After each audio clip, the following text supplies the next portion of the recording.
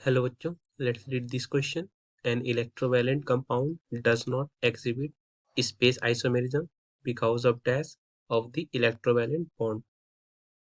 Kind of fill in the blank statement question. So please note the key concept of this question. And this says ionic or an ionic or electrovalent bond is formed by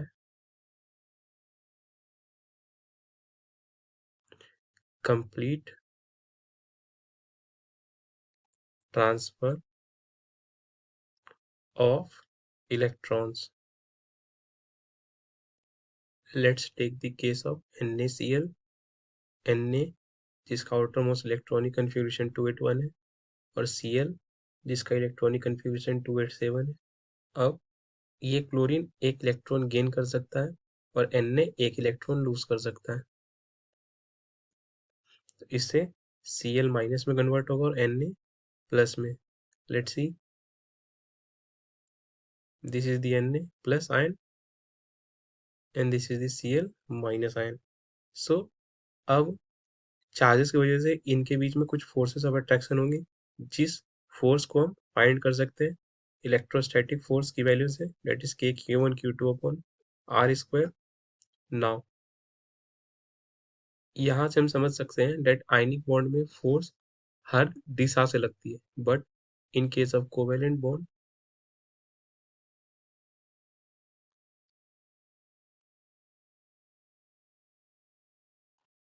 the orbitals overlap in specific direction।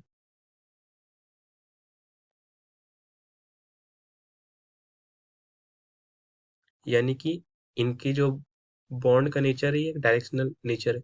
Let's take the example of CH2 Cl2।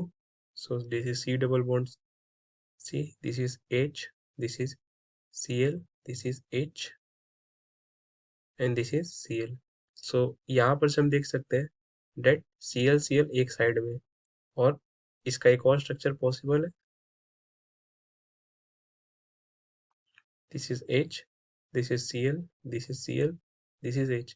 तो यहाँ से हम observe कर सकते हैं date Cl opposite direction में। थोड़ा सा और अच्छे समझने के लिए हम ऐसे समझ सकते हैं, let's say this is H, this is H और ये कार्बन का ऑर्बिटल है जिससे Cl की ऑर्बिटल बॉन्ड फॉर्मेशन के लिए अप्रोच कर रही है। सो Cl की जो बॉन्ड फॉर्मेशन के लिए अप्रोच हो रहा है, तो ये एक फिक्स डायरेक्शन है कि इसी डायरेक्शन में अप्रोच होगा तो ही बॉन्ड फॉर्म हो सकता है। अगर Cl इस डायरेक्शन में अप्रोच करे अपने ऑर्बिटल को लेकर तो यहाँ बॉन्ड फॉर्म नहीं हो पाएगा। इसका मतलब the nature of covalent bond is directional, whereas in case of ionic bond the nature of ionic bond is non directional और इस नॉन डायरेक्शनल होने की वजह से ही ये कोई भी आइसोमेरिज्म शो नहीं कर पाता है। Now let's put the word in this blank that an electrovalent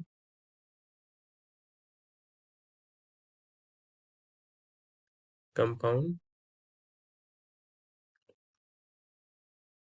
does not exhibit space isomerism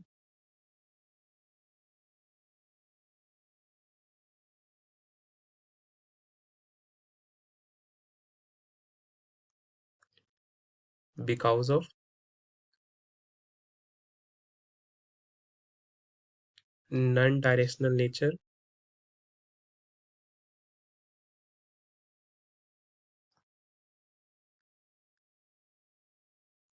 of electrovalent और ionic bond।